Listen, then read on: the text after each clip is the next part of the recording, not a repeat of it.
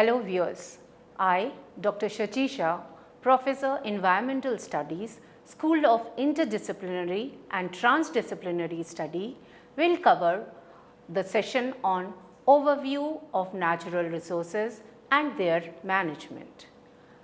In this session, I will give an overview of natural resources, their importance and various approaches to natural resource management.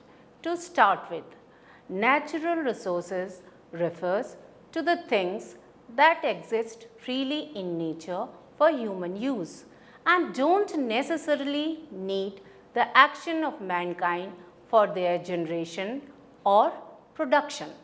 The key aspect of natural resource is that the survival of human and other life form on earth depends upon them. Natural resources, that is plant and plant-based material, metals, minerals, fossil fuels, land, water, for example, oceans, rivers, ponds, etc., are the basic inputs for goods and services and infrastructure of socio-economic system from the local to global scale. How society uses natural resource today will determine the course of environmental impacts, human well-being and the prosperity of national and global economics. Natural resources and the way in which we manage them hold the key to our future. Let us discuss about the classification of natural resources. Natural resources are classified into many types. They can be classified on the basis of origin, on the basis of renewability, on the basis of stages of development, on the basis of ownership, etc. To start with, on the basis of origin, natural resources could be grouped into biotic resources and abiotic resources. Biotic resources are obtained from the biosphere such as forest, animals, birds, fish and other marine organisms and their product. Minerals such as coal and petroleum are also included in this category because they are formed from decayed organic matter. While both these type of resources are biological in origin, generated through biological processes. Abiotic resources include non-living things. Examples include land, water, air and ores such as gold, iron, copper, silver, magnesium, aluminium, etc. On the basis of renewability, natural resources can be categorized as renewable resources and non-renewable resources. Renewable resources are the ones that can be replenished or reproduced easily. Some of them like sunlight, air, wind, etc. are continuously available and their quantity is not affected by human consumption. Many renewable resources can be depleted by human use but may be replenished, thus maintaining more or less a constant level and flow. Some of these, like agriculture crop, take a short time for renewal, while others, like water, take comparatively longer time. Still others, like forest, lakes, they takes even longer. Non-renewable resources are those natural resources that could not be renewed, that were formed over a very long geological periods. Minerals and fossil fuels are included in this category. Since their rate of formation is extremely slow, they cannot be replenished once they are depleted. Of these, some such as metallic minerals can be reused by recycling them. But some resources such as coal and petroleum cannot be recycled. While differentiating renewable and non-renewable resources, one should always keep in mind that although the former is called renewable natural resources, sometimes the renewability is not guaranteed unless sufficient time is not given and environmental factors are not conducive for their replenishment. In other words, if we exploit them faster than they can renew or regenerate themselves, they deplete or degrade beyond repair. The losses of both renewable and non-renewable resources such as forest cover, biodiversity, agriculture productivity and ecosystem services in the present world are highly interlinked, leading to various repercussions on sustainable livelihood of the present and future generation. The pressure on natural resources is increasing due to a growing population, economy and increasingly unsustainable pattern of production and consumption. On the basis of stage of development, natural resources may be referred to as potential resources and actual resources. Potential resources are those that exist in a region and may be utilized in future. For example, petroleum may exist in many parts of India having sedimentary rock, but until it is actually drilled out and put into use, it remains only a potential resource. Actual resources are those that have been surveyed, their quantity and quality determined and are being utilized in present time. The development of an actual resource such as wood processing depend upon the technology available and the cost involved. The part of the actual resource that can be developed profitably with available technology is called a reserve. On the basis of right of stakeholders, natural resources can be categorized such as state property resources, private property resources, common property resources, non-property or open access resources. In the case of state property, the ownership and control over the use of resources is in hands of the state. Individual or group may be able to make use of the resources, but only upon getting permission from the state. Large-scale mineral deposits from spectral bandwidths for telecommunication, large-scale water bodies such as rivers, protected areas such as national parks are some example of state property. Private property resource include any property owned by an individual or corporate entity. Both the benefits and duties regarding these resources fall to the owner, and without the permission from the private owners, these resources cannot be used by anyone else. Coming to the common property resources, the common property resources are those resources that are private property of a group. The group may vary in size, nature and internal structure and could be an indigenous tribe, a village or any such group. Community forest, rivers and other large bodies, common grazing land, etc. falls under common property. Non-property or open access resource has no definite owner. Each potential user has equal ability to use it accordingly. For example, air has no owner, similarly the groundwater. However, in recent years, as the common property resources are being better defined and to an extent being legally protected, some of the non-property resources are being grouped as common property or even state property. Now, I will discuss the importance of natural resources. The natural resource base is essential for sustained economic development, a prerequisite for poverty eradication. Natural resources are the foundation for wealth generation in many of the poorest countries.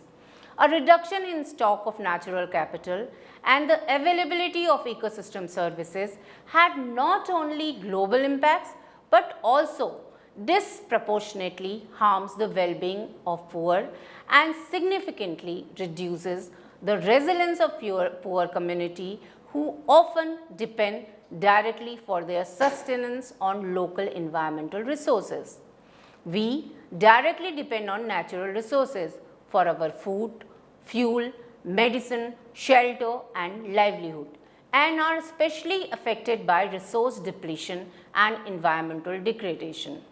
According to the report of IWR, by 2050, humanity could devour an estimated 140 billion tons of minerals, ores, fossil fuel and biomass per year, 3 times its current appetite, unless the economic growth rate is decoupled from the rate of natural resource consumption. Coming to the causes of depletion of natural resources. Due to various development activities, our natural resources are at the brink of exhaustion beyond recovery. Increasing population and human activity pressures are wreaking greater degradation of natural resources and damage to the environment and ecological system around the world. The confluence of current trends in population growth, changing lifestyles, urbanization, and economic activities are increasingly putting pressures on natural resources and on our environment. Signs of escalating and compounded stress are evident at global level, national and local level, and are reflected in local and regional scarcity of vital resources like water, widespread land degradation, and the exceeding of critical global threshold leading to the disruption of earth system processes, for example, climate regulation, various type of cycles, nitrogen cycle, carbon cycles, etc., combined with and leading to rising inequalities and social conflict. The byproduct and side effect of current development trajectory could well, in not distant future, create insurmountable obstacle to the international community's efforts at improving human well-being and even lead to escalating risk of losing the developmental gain achieved so far. Unsustainable resource use has led to environmental degradation and resource depletion, endangering the well-being of humanity and the environment. Human activities are harming the global environment. Since the Industrial Revolution, the world economy has grown dramatically but has fueled by population growth and increasing consumption of natural resources. Rising demand to meet the need of more than 7.6 billion people has transformed land and generated unprecedented level of pollution, affecting biodiversity, forest, wetland, water bodies, soil and air qualities. Humans are consuming more resources than the earth can regenerate. The ecological footprint, perhaps the most commonly used metrics of the environmental impact of human resource use. Each country's ecological footprint is an estimate of biological resources required to meet its population, consumption demands and absorbs its carbon emission. The use of natural resources and their related impacts are increasingly transboundary, largely due to trade and globalizations. Footprint can measure different types of pressure including resource use, pollution emission and environmental impact. 4 footprints on resources use, material, land, water, fossil fuel, energy have been identified as determining the magnitude of most specific environmental impact. To give you an example, across the world, 153 countries share rivers, lakes and aquifers. Transboundary basins cover more than half of the Earth's land surface, account for estimated 60% of global freshwater flow and are home to more than 40% of the world population. Cooperating on these water resources is essential for environmental protection, drinking water and sanitation, agriculture, industry, energy production, and it affects millions of people living in shared river basin. Human beings are depleting the planet's natural resources and standard of living being will begin to decline by 2030 unless immediate action is taken.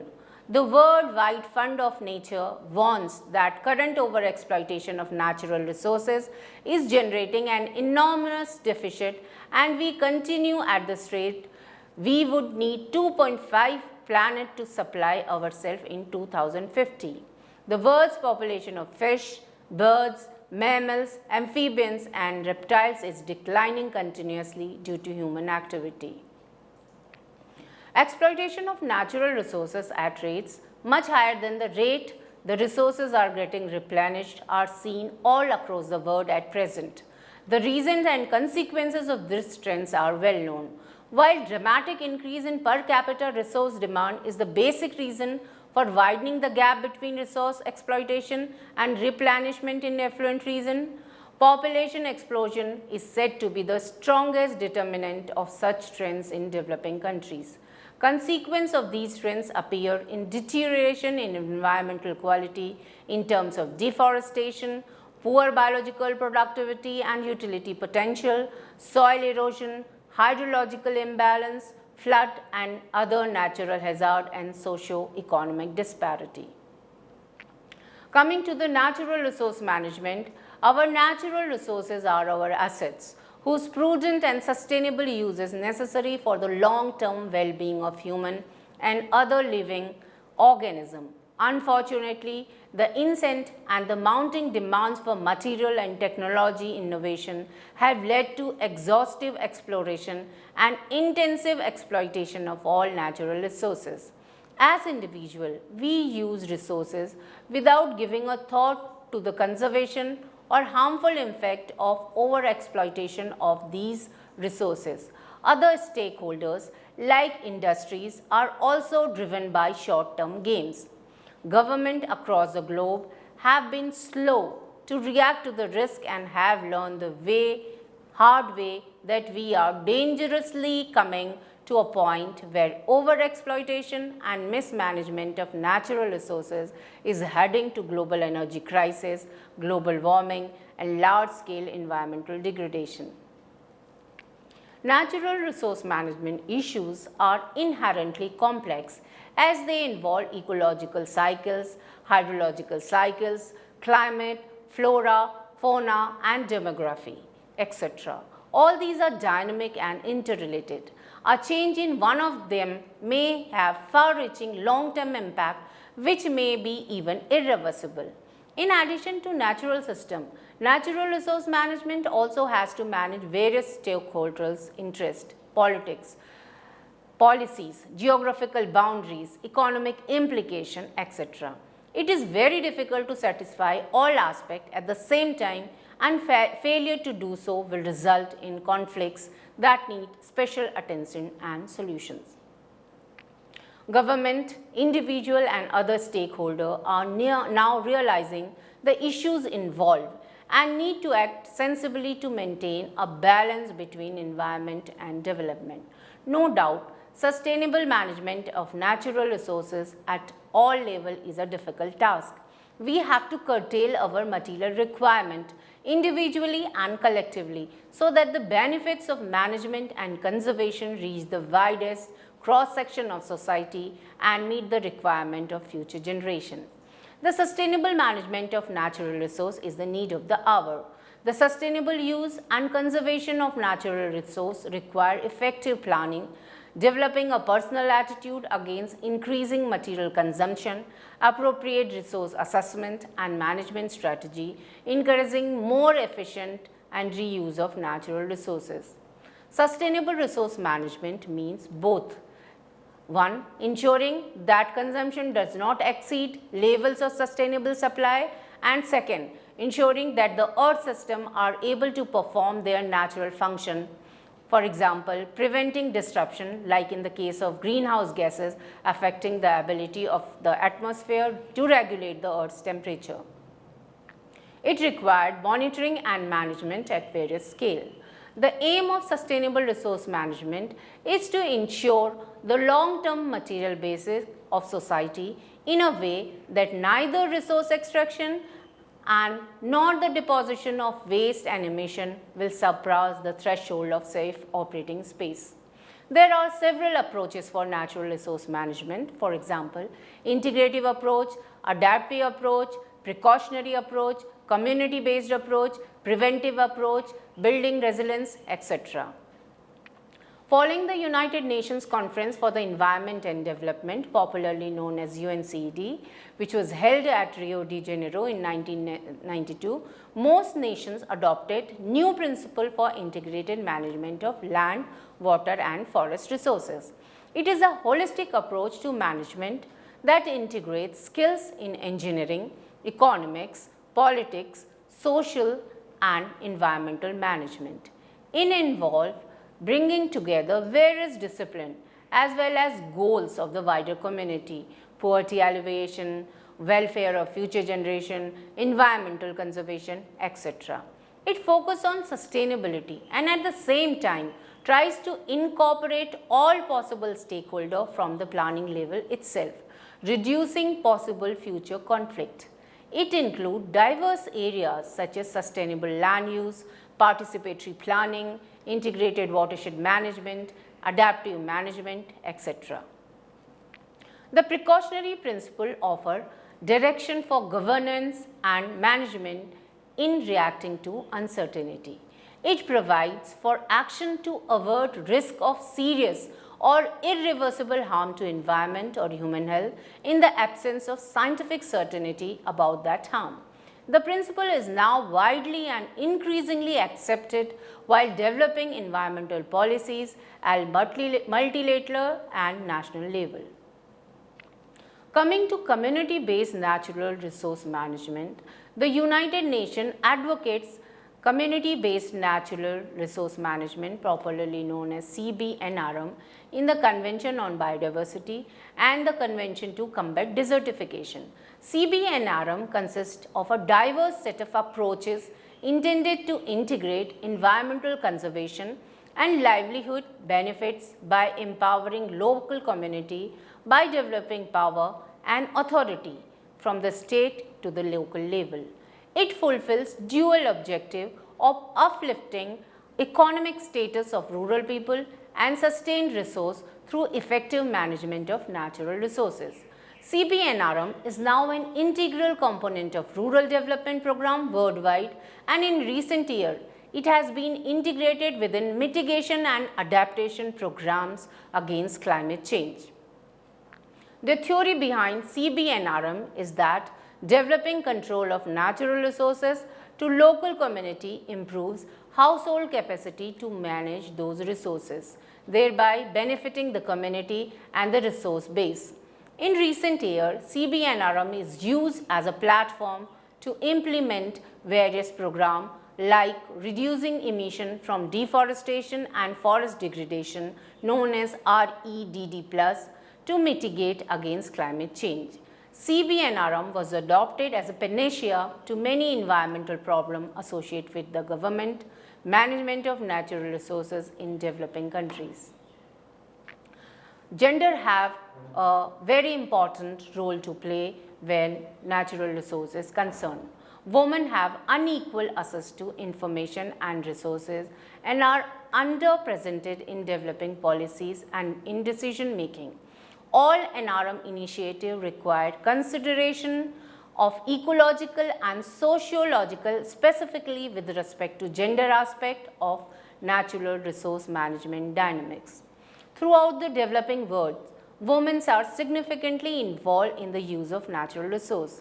As women rely heavily on the natural resource for sustaining their family, the deterioration in natural resource base threatens rural livelihood largely through women. The improved education of rural women can play a key role in managing natural resources, in reversing the trend of unsustainable exploitation of natural resources, and in achieving the sustainable development goals and ensuring environmental sustainability. The goal of sustainable use and management of natural resources can be achieved only through overall capacity building and empowerment of women through education, provision of health care, user-friendly technologies, employment, opportunity, etc. To achieve this goal, policy makers, planners and development workers must have a better understanding of relative and often variable roles of men and women in agriculture and natural resource management, and also with respect to decision making, use of traditional knowledge and division of labor and traditional practices between women and men. A holistic approach to natural resource management is needed, giving adequate attention to gender differences and needs together with ensuring sustainable use of land, water and forest resources. The Natural Resource Governance Framework (NRGF) is an IUCN initiative created for the purpose of providing a robust, inclusive and credible approach to assessing and strengthening natural resource governance at multiple levels and in diverse contexts. The overreaching goal of NRGF is to set standard and guidance for decision maker at all levels to make better and more just decision on the use of natural resources and distribution of nature's benefit following good governance principle such that improved governance will enhance the contribution of ecosystem and biodiversity to equity and sustainability. Strong and inclusive governance structure and capacity at the local and national level are critical for enabling sound environment and natural resource management. We seek measurable, sustainable system result that will help sustainable economic growth, prevent conflict, advance democratic value. These require inclusive and transparent governance of natural resources along with effective, adaptable and responsive institution and the capability to evaluate the program.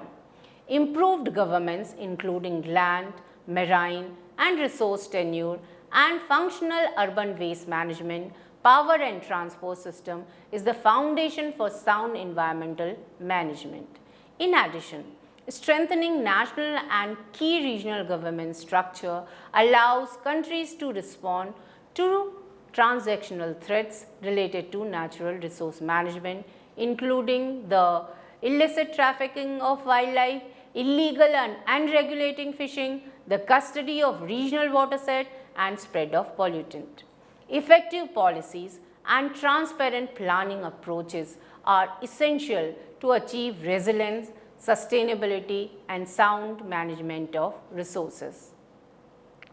Transparent and inclusive planning method such as environmental and social impact assessment can signal to the private sector and the other stakeholder long-term policy commitment which provides a necessary springboard for investment, implementation and protection.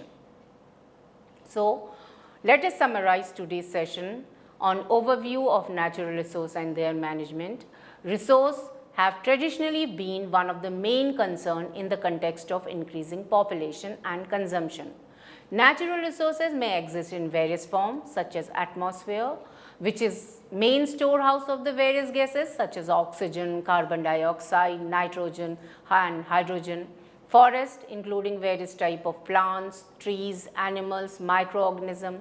Fossil fuel for example coal, rocks, mineral resources, soil resources, biological resources, water in ocean, sea, lake, river and groundwater, energy resources from conventional or non-conventional sources.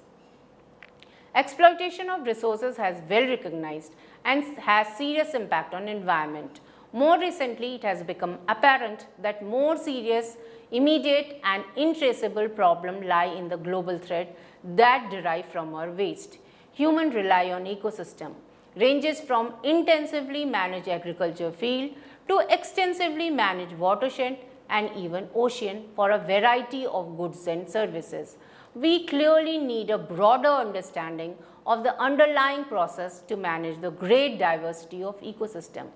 Natural resources are inextricably linked to combating climate change, biodiversity loss, desertification as well as achievement of sustainable goal.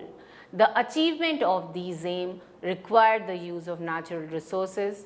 With a projected world population of more than 9 billion people in 2050 and rapid economic growth across developing and emerging economies, demand for natural resources is expected to continue to rise strongly. Against this background, increasing resource efficiency is an important factor in delivering environment and climate protection, employment, social benefit, and sustainable green growth. Thank you.